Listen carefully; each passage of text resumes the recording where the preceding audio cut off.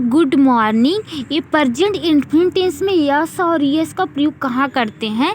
जैसे मान लीजिए प्रेजेंट अफर्मेटिव सेंटेंस में वहाँ पे सहायक क्रिया का प्रयोग तो करते नहीं है, सहायक क्रिया का यूज डू डज का प्रयोग तो करते नहीं है, वहाँ पे यस और यस का प्रयोग करते हैं। तो ये देखिए ये प्रेजेंट इन्फिनिट टेंस में यस या यस का प्रयोग करते हैं जब सेंटेंस अफर्मेटिव साधारण वाक्य हो तो क्रिया में यस या यस का यूज करते हैं।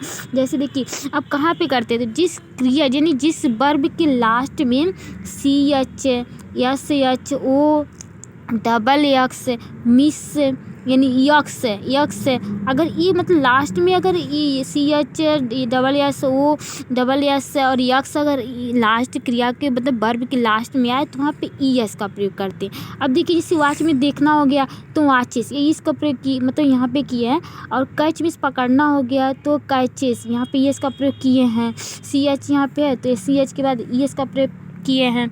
अब यहाँ पे वाश में धोना हो गया तो वासेस यहाँ पे ई एस का प्रयोग किए हैं। गोगो में जाना होता है तो गोज ई एस का प्रयोग, फिर डू मिस करना होता है तो डू ओ ई एस का प्रयोग, फिर एम आई मिस मतलब किसी चीज़ को मिस करना, किसी को मिस करना तो M I double S E S miss E S का प्रयोग किए हैं। एम आई एक्स मिक्स, फिर कोई मिक्स हो कुछ मिक्स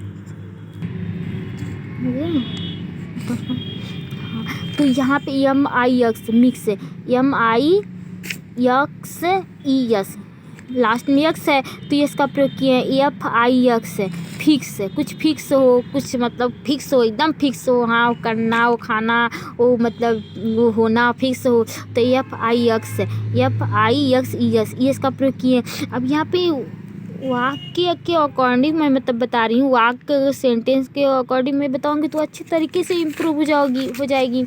देखिए जैसे कि वह टीवी देखती है तो टीवी देखती है, सी वाचेज यहाँ पे ई एस देखिए टीवी वाचेज यानी वर्ब है ना, तो वर्ब में लास्ट में सी एच आया तो ई एस का प्रयोग मैंने किया है। अब सी यानी कि वो मतलब फीमेल है तो वह टीवी देखती है, सी वाचेज टीवी।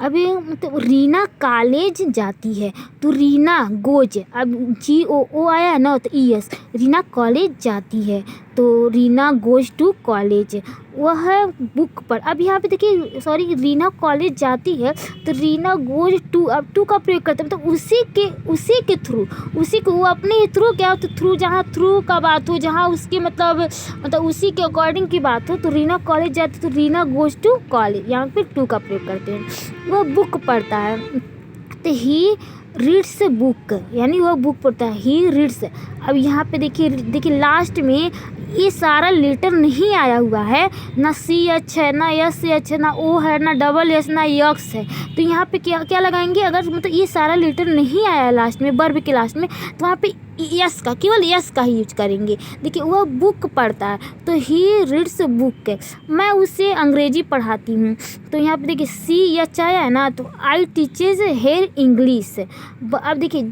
यहाँ पे देखिए 7 नंबर का वर्ब के साथ आई ई एस का प्रयोग कहाँ करते हैं, तो जिन वर्ब का अंतिम लेटर क्या हो वाई हो, यानी जिन वर्ब का अंतिम लेटर वाई हो बाकी सारा क्या हो कॉन्सोनेंट हो तो वहाँ पे वाई को हटाकर आई ई एस का यूज करते हैं। यहाँ पे मैं देखी यहाँ पे अब देखिए ओवेल्स में क्या होता है, ओवेल्स से इंग्लिश वर्ड हो गया, अब इसको इंग्लिश में बोलते हैं ओवेल्स और इसका हिंदी है ईश्वर। ईश्वर क्या होता है, इसे हम कुछ बोलते हैं जो स्वर निकलता है जो ध्वनियाँ निकलती है इसी को हम स्वर बोलते हैं। अब जैसे देखिए ये 5 टाइप का होता है, 5 प्रकार का होता है, ए ई आई ओ यू, ये क्या हो गया स्वर हो गया। अब इसी को छोड़ा के मतलब जो ए बी सी डी का अल्फ़ाबेट होता है, अब ये 5 लेटर को छोड़ा के सारा क्या होता है कॉन्सोनेंट्स होता है जिसे हम व्यंजन बोलते हैं। अब व्यंजन जैसे देखिए बी हो गया, C D F G H J K I M N P Q R S T भी डब्ल्यू एक्स वाई जेड, ये मतलब ये 26 लेटर में से ये 5 लेटर को छोड़ा के बाकी को हम व्यंजन बोलते हैं, कॉन्सोनेंट्स बोलते हैं। अब वर्ब प्लस आई ई एस यूज कहाँ करते हैं, अब देखिए जिस लेटर के यानी जिस वर्ब के लास्ट के लेटर में वो क्या हो वाई हो और बाकी सारा कॉन्सोनेंट हो तो वहाँ को वाई को हटा के क्या करते हैं आई ई एस का यूज करते हैं। अब जैसे देखिए हवाई जहाज आसमान में उड़ता है। तो एयरप्लेन फ्लाइज, अब देखिए फ्लाई, ये फ्लाई में से होता है, वाई आया है ना, तो अब इसी को हटा क्या करेंगे, ई एस का यूज करेंगे। आन, आन में इसमें हो गया, और स्काई, एयरप्लेन